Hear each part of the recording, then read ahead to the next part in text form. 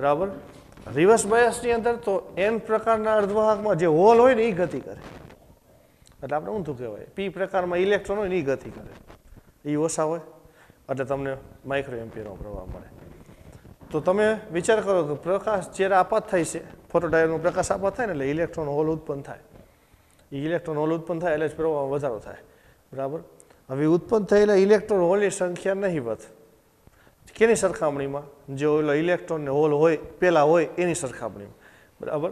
હવે તમે ગમે એક અર્ધવાહક વિચારી લ્યો, પી પ્રકારનો અર્ધવાહક કે એન પ્રકારનો અર્ધવાહક. તો તમે એન પ્રકારનો અર્ધવાહક લ્યો ને, તો એન પ્રકારના અર્ધવાહકમાં ઇલેક્ટ્રોન તો ઓલરેડી વધારે છે જ, અને પી હોલની સંખ્યા કેવી છે? ઓછી છે. બરાબર. ખાલી એક એન પ્રકારનો અર્ધવાહક લઈ તો એન પ્રકારના અર્ધવાહક માટે હોલની ઇલેક્ટ્રોનની સંખ્યા વધારે અને હોલની સંખ્યા ઓછી. આવું થાય ને?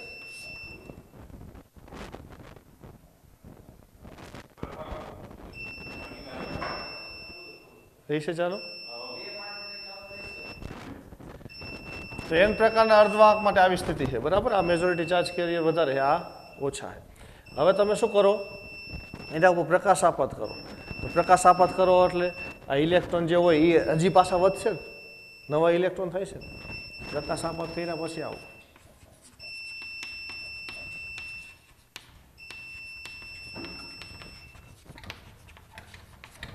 ઇલેક્ટ્રોનની નવી સંખ્યા આવી થઈ જાય, N E dash, N E વત્તા ડેલ્ટા એન ઈ એવું હતી, એમાં વધારો થયો એ. બરાબર. અને હોલની નવી સંખ્યા તો એન પી ડેશ બરાબર એન પી હતી એટલી, અને એમાં ડેલ્ટા એન. એ અને બી ઇનપુટ તરંગ સ્વરૂપ લો એટલે ઉદાહરણ 14.8 એટલે આગળના દાખલાની અંદર જે તમને એ અને બી ઇનપુટ તરંગ આપ્યા હતા એ જ ઇનપુટ લેવાના. આપણે ઇનપુટ બદલવાના નથી, જે આગળ આપ્યા હતા એ જ લેવાના. એન્ડ ગેટની મદદથી મળતું આઉટપુટ તરંગ સ્વરૂપ દોરો. હવે આ બે ઇનપુટ આપણે આગળના દાખલામાં શું કર્યા હતા? 8મા દાખલામાં ઓર ગેટને આપ્યા હતા, અને એમાંથી જે આઉટપુટ મળે એ નીચે દોર્યું હતું આઉટપુટ વાય. બરાબર. હવે આની અંદર તમને શું કીધું છે? એ જ ઇનપુટ લેવાનું છે. પેલા 8મા દાખલામાં હતા એ જ ઇનપુટ 9મા દાખલામાં લેવાનું, પણ એ ઇનપુટ આપવાનું છે એન્ડ ગેટને. 8મામાં આપણે ઓર ગેટને આપ્યું હતું, તો 9મામાં એન્ડ ગેટને આપવાનું છે. એટલે એન્ડ ગેટને આપશો એટલે ગુણાકાર પ્રમાણે પાછો જવાબ બદલાઈ જશે. બરાબર. અને એમાં જે આઉટપુટ મળે તરત એ પાછું દોરવાનું. હાલો, તો પહેલાં તો આપણે ઇનપુટ તરંગ દોરવું પડશે, પછી જ આઉટપુટની વાત આવે. હાલો, ઇનપુટ તરંગ દોરી નાખીએ આપણે.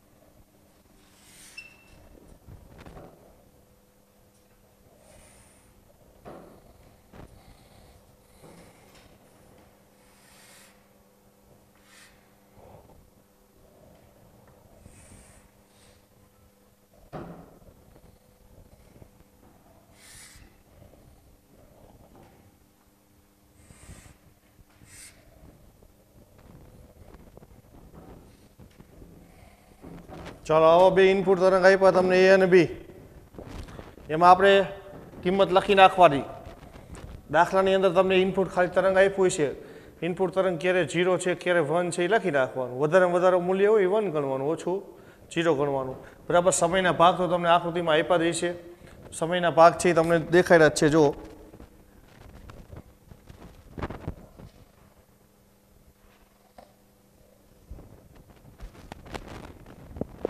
જો T1 નો પહેલાનો સમય એટલે T1 સુધીનો સમય, આ સમયગાળો, આ રેખા દોરી રહી, બરાબર, તૂટક રેખા, એ સમયની રેખા દોરી રહી. તો T1 થી પહેલાના સમયગાળામાં એ 0 છે, બી પણ 0 છે.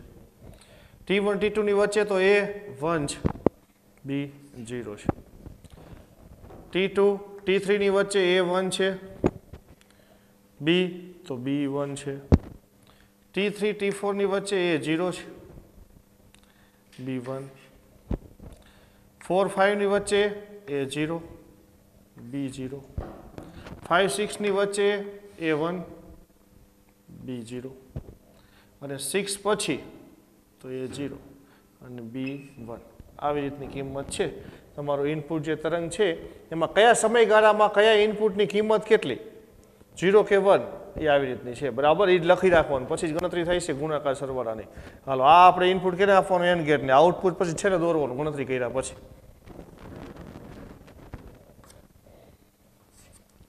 તો અહીં આપેલ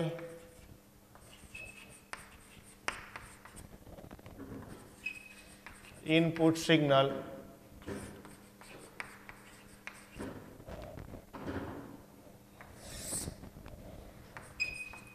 A અને B એન્ડ ગેટને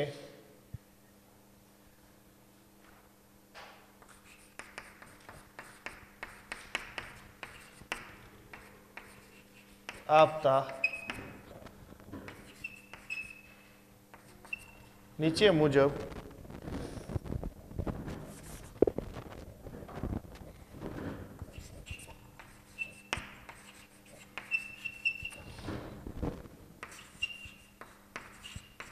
આઉટપુટ y મળશે. હાલો, એની ગણતરી કરીએ આપણે. હાલો, સમયગાળો પહેલા T1 થી ઓછો એટલે T લેસ ધેન T1 માટે સમય જ્યારે T1 કરતાં ઓછો હોય ત્યારે T1 છે દાખલા તરીકે 10 મિનિટ હોય તો 10 મિનિટ કરતાં ઓછા સમયગાળા માટે. હાલો, એ કેટલું છે તો 0,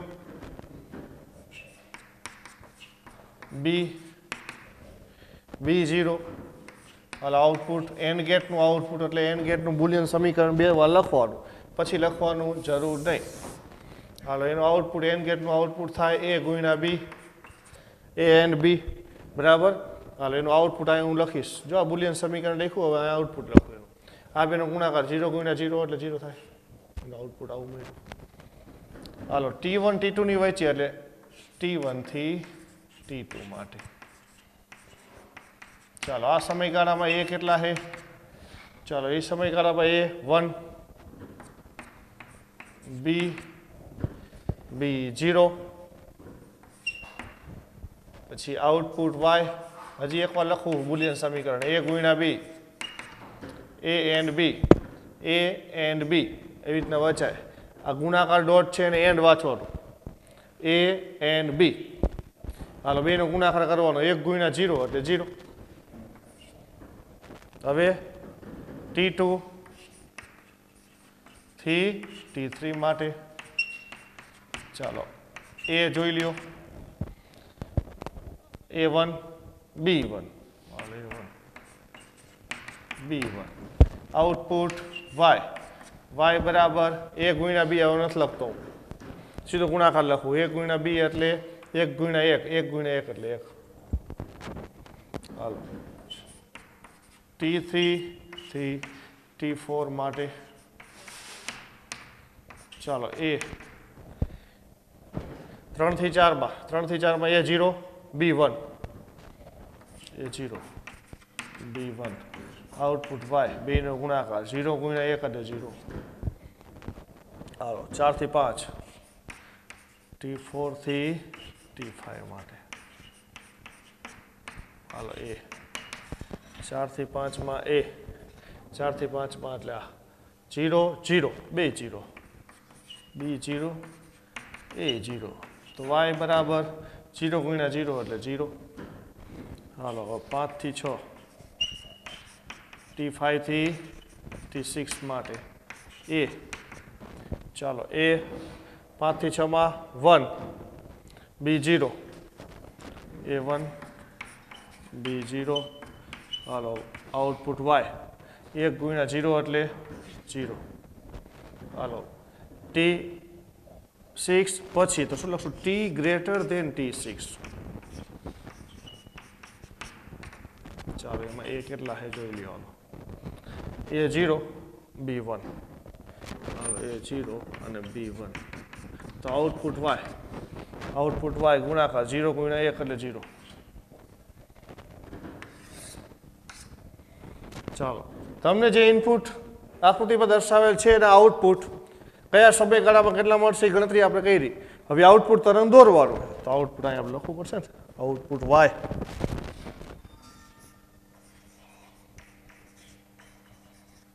ચાલો પેલો સમયગાળો T1 કરતા ઓછામાં આઉટપુટ આપણને મળે છે 0 જો બીજામાં 0 ચાલો પહેલામાં એટલે T1 કરતા T1 થી પહેલાનો સમયગાળો આઉટપુટ 0 એટલે 0 પછી બીજામાં 0 છે તો બીજામાં 0 હાલો પછી T2 T3 વચ્ચે 1 છે બીજા અને ત્રીજા વચ્ચે 1 મળે છે તો આમાં 1 કરી નાખો આમાં 1 3 થી 4 માં 0 4 થી 5 માં 0 હાલો 3 થી 4 માં 0 એટલે આમાં 0 વળી નીચે લઈ જવું પડશે એ આ 0 અને 4 થી 5 માં 0 એટલે એને 5 થી 6 0 અને 6 પછી 0 હાલો 5 થી 6 એટલે 0 અને 6 પછી 0 તો આપણે આમાં આવશે પછી લખી રાખવાનું હાલો 0 પછી આ 0 આ 1 0 આ 0 આ વિભાગમાં 0 અને આ વિભાગમાં 0 આઉટપુટ તરફ આવું ઇનપુટ તમે એન્ડ ગેટને આપો તો આઉટપુટ તમને જુદા જુદા સમયમાં આવું મળે તમે જુઓ ને તો આઉટપુટ એકવાર જ મળે આપણે તમે જે થિયરી જોઈ હોય ને તો તમને ખબર પડે આપણે એન્ડ ગેટ ઓર ગેટ એની અંદર જે ટ્રુથ ટેબલ દર્શાવતા હતા એમાં 4 કોલમ દર્શાવતા હતા 0 0 0 1 1 0 1 1 બરાબર એન્ડ ગેટનું તમે ટ્રુથ ટેબલ જુઓ ને તો એમાં એકવાર જ 1 હશે જો 4 માંથી એટલે આમાં એકવાર જ મળે છે 3 સમય 3 વાર 0 જ મળે એકવાર 1 થાય એ જ વસ્તુ આમની અંદર આઉટપુટમાં તમને મળી. હાલો હવે આગળ ઉદાહરણ નંબર 14.10 એટલે ઉદાહરણ નંબર 10 આપેલ ઇનપુટ A અને B માટે નંદ ગેટના આઉટપુટ y માટે આકૃતિ દોરો એટલે તરંગ દોરવાનું છે. તમને ઇનપુટ આપ્યા છે એનું આઉટપુટ આપી દીધું છે બરાબર એની આકૃતિ દોરવાની કીધી તમને કે પાછળ આપી છે આકૃતિ પાછળ આકૃતિ આપી તમને જો આપેલ ઇનપુટ A અને B માટે પણ આમાં લખ્યું નથી આમાં લખવું પડે આકૃતિ 14.34 આપેલ ઇનપુટ A અને B માટે અહીંયા તમે પેન્સિલથી લખી નાખજો આકૃતિ 14.34 ક્યાં ઇનપુટ આપ્યા છે તમને તો અહીંયા આકૃતિમાં આપ્યા છે આ તો ગણતરી છે 14.34 છે ને એ ઇનપુટ આપ્યા A અને B એના માટે નંદ ગેટના આઉટપુટ y માટે આકૃતિ દોરો એટલે હવે નંદ ગેટને આપવાનું છે ઇનપુટ અને એનું જે આઉટપુટ તમને મળે આપણે ક્યાં એન ગેટને આપ્યું એનું આઉટપુટ આ મળ્યું એ આઉટપુટ મળ્યું એનું તરફ દોર્યું હવે નંદ ગેટને આપવાનું છે અને પછી ગણતરી પહેલાં કરવાની છે આઉટપુટ કેવો મળે છે બરાબર પછી આઉટપુટ છે આપણે દોરવાનું બરાબર હવે ઇનપુટ એ ઇનપુટ તમને આવું આપ્યું છે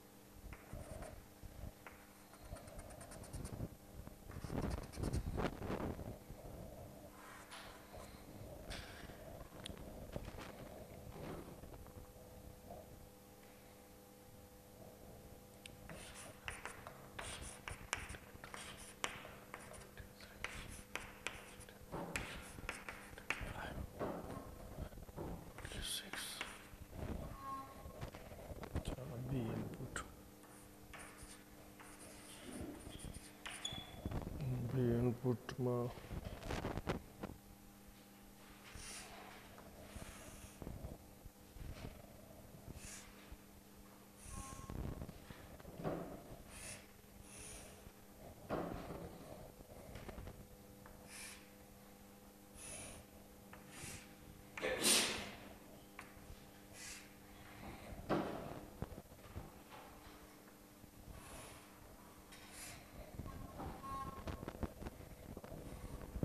ચાલો ઇનપુટ એ અને બી ઇનપુટ આઉટપુટ વાય તો આપણે પછી ગણતરી પછી દોરવાનું થાય again આપણે નન ગેટને એને એનું આઉટપુટની ગણતરી કરીએ આપણે બરાબર પણ ગણતરી માટે પહેલા 0 1 લખી નાખવાના હાલો ઇનપુટ એ જો એની મહત્તમ કિંમત આ ન્યૂનતમ મહત્તમ 1 હોય આ 0 આ 0 આ મહત્તમ એટલે 1 1 આ 0 અને આ 0 હા વેલા દાખલા હે ચાલો આની અંદર બી ની અંદર તો આ મહત્તમ આ ન્યૂનતમ તો આ 1 આ 0 આ 1 આ 0 આ 1 આ 0 અને આ 1 હાલો એ અને બી ના જુદા જુદા સમયગાળા માટે જે મૂલ્યો છે ઇનપુટ એ આપણે દર્શાવી દીધા 1 છે 0 છે કયા સમયગાળામાં કયો 0 છે ને કયું 1 છે બરાબર હાલો હવે ગણતરી આપણે લખવાની છે તો અહીં આપેલ ઇનપુટ સિગ્નલ એ અને બી માટે એન ગેટની જગ્યાએ કરી નાખી નન ગેટ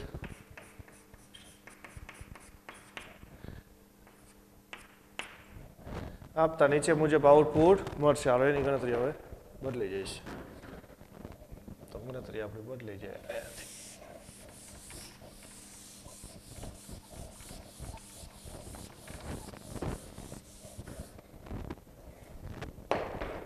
હાલો પહેલો સમયગાળો છે t લેસ ધેન t1 તો t લેસ ધેન t1 માટે શું છે તો ઇનપુટ 1 a1 b1 હાલો a1 અને b ઇનપુટ પણ 1 છે તો આઉટપુટ કેનું આઉટપુટ લેવાનું નન ગેટનું બુલિયન સમીકરણ તો એની અંદર બે ગેટ છે એક એન્ડ અને એક નોટ અને એનું બુલિયન સમીકરણ આવું હતું નોટ a એન્ડ b આવું કહેતા હતા આપણે ગુણાકાર અને ઉલટું કરવાનું બરાબર 12 અને ગુણાકાર બે પ્રોસેસ એની અંદર થાય છે એટલે એકવાર ગુણાકાર કરવાનું પછી સિગ્નલ ઉલટું કરી નાખવાનું એટલે નોટ ગેટ અને એન્ડ ગેટનો સમૂહ હાલો હવે એ પ્રમાણે આપણે અહીં લખવું પડશે ને આઉટપુટ તો પહેલાં કરવાનો ગુણાકાર તો 1 ગુણ્યા 1 એટલે થાય 1 એનું ઇન્વર્ટ કરી નાખો એનું ઇન્વર્ટ થઈ જાય 0 તો અહીંયા આવે 0 હાલો બીજો સમયગાળો t1 t2 ની વચ્ચે t1 t2 ની વચ્ચે a0 b0 બે 0 હાલો ઇનપુટ y હજી એકવાર બુલિયન સમીકરણ લખું y બરાબર નોટ આમ વચ્ચે નોટ a એન્ડ b બરાબર હાલો પહેલા ગુણાકાર અને પછી એનું ઉલટું 0 ગુણ્યા 0 એટલે 0 એનું ઊંધું કરી નાખો એટલે 1 ચાલો હવે t2 t3 t2 t3 a0 b1 હાલો a0 અને b1 છે આઉટપુટ y હવે બુલિયન સમીકરણ નથી લખતો બરાબર હાલો શું કરવાનું ગુણાકાર 0 ગુણ્યા 1 એટલે 0 એનું ઉલટું કરી નાખો 1 હાલો 3 થી 4 ની વચ્ચે 3 થી 4 ની વચ્ચે a1 અને b0 હાલો આઉટપુટ y 1 ગુણ્યા 0 એટલે 0 એનું ઊંધું 1 હાલો 4 થી 5 4 થી 5 માં 2 1 1 તો a1 અને b1 તો આઉટપુટ y બરાબર ગુણાકાર એનું ઉલટું 1 ગુણ્યા 1 એટલે 1 એનું ઇન્વર્ટ 0 થઈ જાય હાલો 5 થી 6 5 થી 6 2 0 તો આ 0 અને આ 0 હાલો આઉટપુટ y શું કરવાનું છે ગુણાકાર નું ઇન્વર્ટ ગુણાકાર નોંધો 0 ગુણ્યા 0 એટલે 0 એનું ઇન્વર્ટ કરી નાખો તો હાલો t ગ્રેટર ધેન 6 6 પછી a0 b1 a0 અને b1 આઉટપુટ y બરાબર 0 ગુણ્યા 1 એટલે 0 એનું ઇન્વર્ટ 1 જુદા જુદા સમયગાળામાં આપેલ ઇનપુટ માટે આવો આઉટપુટ મળ્યું જે આઉટપુટ મળ્યું છે એ હવે આપણે દર્શાવીએ ચાલો આઉટપુટ વાય. હાલો t1 થી ઓછો સમયગાળો t1 લેસ ધેન t1 માં આઉટપુટ છે 0, એના પછી 1. હાલો પહેલા વિભાગમાં 0 દર્શાવી દે, આ 0. હાલો પછી બીજામાં 1 છે એટલે અહીંયા વધારે દર્શાવી દે. હાલો ત્રીજાની અંદર 1 1, હાલો 2 વાર 1 1 તો વળી પાછું 1 એટલે આગળ વધારીએ અમને, અને પાછું 1 એટલે વળી આગળ વધારો અમને. હાલો પછી 0, 4 થી 5 ની વચ્ચે 0 તો 0 કરી નાખો, વધારી નાખો, આ 0. 4 થી 5 માં 0, પછી વળી પાછા 1 1. હાલો આમાં પાછા 1 અને આમાં પાછા 1, તો આમને આગળ જવા દેવાનું. પછી લખી નાખવાના મૂલ્યો. જો તમારો પહેલો સમયગાળો છે એમાં 0 આવ્યો, પછી બીજો છે ને t1 t2 એમાં 1 આવ્યો, પછી t2 t3 એમાંય 1 આવ્યો આ સમયગાળામાં, પછી 3 અને 4 એનો સમયગાળામાં 1 આવે, પછી 4 અને 5 માં પાછા 0 થઈ જાય, પછી 5 અને 6 માં 1 આવે છે, અને 6 થી વધારેના સમયમાં 1 આવે. આપેલ ઇનપુટ માટે નંદ ગેટનું આઉટપુટ આવું મળે. તમે જે ગેટને ઇનપુટ આપો એ પ્રમાણે તમને આઉટપુટ મળે, કારણ કે એ પ્રમાણે સરવાળો થાય કે ગુણાકાર થાય કે પછી ગુણાકારનું ઉલટું, ગુણાકારનું ઇન્વર્ટ. હજી એક બીજો ગેટ આવે નોર ગેટ, એમાં સરવાળાનું ઇન્વર્ટ. બરાબર, એ પ્રમાણે જે તમે ગેટને ઇનપુટ આપ્યું હોય એ પ્રમાણે તમારો જવાબ આવે અને આઉટપુટ તરંગ તમારે દોરવાનું થાય. હાલો એથી આગળ હવે ચલો ગેટ તો પૂરા થઈ ગયા. હવે આગળ આમ જઈ આગળના ઉદાહરણો બાકી છે ને. ઉદાહરણ નંબર 4 ચાલી ગયું, બરાબર. અને આગળના 3 ની વાત કરી આપણે, બરાબર. તો એમાં ઉદાહરણ ગણતરી છે જ નહીં, બીજું ચાલી ગયું. પહેલાની વાત કરી તો ઉદાહરણ નંબર 5 આવ્યા ને, ઉદાહરણ નંબર 14.5. ચોથું તો ચલાવ્યું છે, ત્રીજાની આપણે વાત કરી હતી, બરાબર, સમજ આપી હતી, કારણ કે એ તો ગણતરી છે નહીં. ઉદાહરણ નંબર 14.5 વિચાર લ્યો, p પ્રકારનો હોય કે n પ્રકારનો હોય, તો આપણે એવું લીધું, હાલો n પ્રકારનો અર્ધવાહક લેતા. તો n પ્રકારનો અર્ધવાહક હોય એટલે એની અંદર majority charge carrier electron, minority hole, બરાબર. હા તો n પ્રકારના અર્ધવાહકમાં સમજી લો કે ઇલેક્ટ્રોનની સંખ્યા n છે અને હોલની સંખ્યા p છે. તો ખબર જ છે કે ઇલેક્ટ્રોનની સંખ્યા વધારે હોય, હોલની સંખ્યા ઓછી હોય. હવે હું શું કરું, એના ઉપર પ્રકાશ આપાત કરું. પ્રકાશ આપાત કરવું એટલે n પ્રકારના અર્ધવાહકમાં ઇલેક્ટ્રોન હોલ ઉત્પન્ન થાય છે, સહસંયોજક મંદમાંથી ઇલેક્ટ્રોન હોલ ઉત્પન્ન થાય છે, એટલે વળી ઇલેક્ટ્રોન હોલની સંખ્યા બેની પાછી વધશે. હાલો તો મેં લખ્યું, જો પ્રકાશ આપાત કરવાથી ઇલેક્ટ્રોન હોલના જોડકા ઉત્પન્ન થશે. જો પ્રકાશ આપાત કરવાથી ઉત્સર્જિત ઇલેક્ટ્રોન અને જે સંખ્યા ડેલ્ટા n જેટલા ઉત્પન્ન થયા, નવા ઇલેક્ટ્રોન જે ઉત્પન્ન થયા પ્રકાશથી આટલા છે, અને હોલની સંખ્યા ડેલ્ટા p, બરાબર. તો પ્રકાશ આપાત કર્યા પછી એની અંદર કુલ ઇલેક્ટ્રોનની સંખ્યા કેટલી, તો કુલ ઇલેક્ટ્રોનની સંખ્યા n ડેશ પહેલા હતી આટલી અને આ વધી. અને હોલની સંખ્યા, તો હોલની સંખ્યા પહેલા આટલી હતી પ્રકાશ આપાત કર્યા પહેલા, અને પ્રકાશથી જે ઉત્પન્ન થઈ છે. હવે જો ડેલ્ટા n અને ડેલ્ટા p એટલે પ્રકાશ આપાત કરવાથી ઉત્સર્જાતા ઇલેક્ટ્રોન અને હોલ, અને આ બે હરખા જોઈએ. જેટલા ઇલેક્ટ્રોન ઉત્સર્જિત થાય એટલા જ હોલ ઉત્પન્ન થવાના, એટલે ડેલ્ટા n ડેલ્ટા p તો સરખી જોઈએ. હવે તમે વિચાર કરો તો આ પ્રકાશ આપાત કરવાથી જે ઇલેક્ટ્રોન હોલની સંખ્યા બદલાણી છે, તો બેમાં થતો આંશિક ફેરફાર એટલે સાપેક્ષ ફેરફાર, સાપેક્ષ ત્રુટિ, બરાબર, એ કેટલી? તો જો મેજોરિટી વાહકો એટલે ઇલેક્ટ્રોનની સંખ્યામાં થતો આંશિક ફેરફાર એટલે આટલો ફેરફાર થયો હોય અને પહેલા આટલી સંખ્યા હતી, ડેલ્ટા n ના છેદમાં સાપેક્ષ ત્રુટિ, નિરપેક્ષ ત્રુટિ છેદમાં સાચું મૂલ્ય, બરાબર. પછી માઇનોરિટી વાહકોની સંખ્યામાં થતો ફેરફાર, તો એમાં ફેરફાર ડેલ્ટા p ના છેદમાં p. હવે આપણે પહેલાં જ લખ્યું અહીંયા, જો n ની કિંમત ઘણી બધી વધારે છે અને p ની કિંમત ઓછી છે, બરાબર. આ ડેલ્ટા n ના છેદમાં n ની કિંમત વધારે એટલે ગુણોત્તર ઓછો થાય છે. આ ડેલ્ટા p એટલે ડેલ્ટા n જ કહેવાય, કારણ કે ડેલ્ટા n અને ડેલ્ટા p તો સરખા જ છે. ડેલ્ટા n અને ડેલ્ટા p તો એક જ છે, ઉત્સર્જાતા ઇલેક્ટ્રોન એટલા જ હોલ ઉત્પન્ન થાય. તો આ ડેલ્ટા n ના છેદમાં n અને આ ડેલ્ટા n ના છેદમાં p થાય. આમાં છેદ નાનો છે, આમાં છેદ મોટો છે, કારણ કે n તો વધારે છે, p તો ઓછા છે. તો આ ગુણોત્તર તમને ઓછો મળશે. એટલે આમાં સાપેક્ષ ફેરફાર ઓછો દેખાય છે અને એની સાપેક્ષમાં આમાં સાપેક્ષ ફેરફાર વધારે જોવા મળશે. એટલે કહેવાનો મતલબ આમાં સાપેક્ષ ફેરફાર વધારે દેખાય છે એટલે તમે માઇનોરિટીમાં ફેરફાર જે થાય એની ગણતરીમાં લેવાય એવો હોય, મેજોરિટીમાં જે ફેરફાર થાય એ ગણતરીમાં લેવાય એવો હોય છે નહીં. બરાબર. તો ફોરવર્ડ અને રિવર્સ બાયસની અંદર જે વિદ્યુતનું વહન થાય છે એમાં ફોરવર્ડમાં તો મેજોરિટી વહન કરે છે અને રિવર્સની અંદર તો માઇનોરિટી વહન કરે છે. તો તમે જો ફોટોડાયોડને ફોરવર્ડ બાયસમાં લ્યો અને પ્રકાશ આપાત કરો તો ફોરવર્ડ બાયસમાં તો મેજોરિટી પ્રવાહ પસાર કરે છે. તો મેજોરિટી વાહકોની અંદર પ્રકાશ આપાત કરશો તો જે સંખ્યામાં ફેરફાર થાય ગણતરીમાં આવશે જ નહીં, ખબર જ નહીં પડે પ્રવાહ વહેતો એ 5 મિલી એમ્પિયર પ્રવાહ પસાર થતો હોય, બરાબર, પછી 5.006 મિલી એમ્પિયર થાય તો એ 5 જ ગણાય. એટલે મેજોરિટી વાહકો એટલે મેજોરિટી વાહકોનો જે પ્રવાહ એટલે ફોરવર્ડ બાયસ પ્રવાહ છે એ પ્રકાશ આપાત કરવાથી બહુ બદલાય છે નહીં, અથવા એમાં બદલાવ છે એ તમારે ગણતરીમાં આવશે નહીં.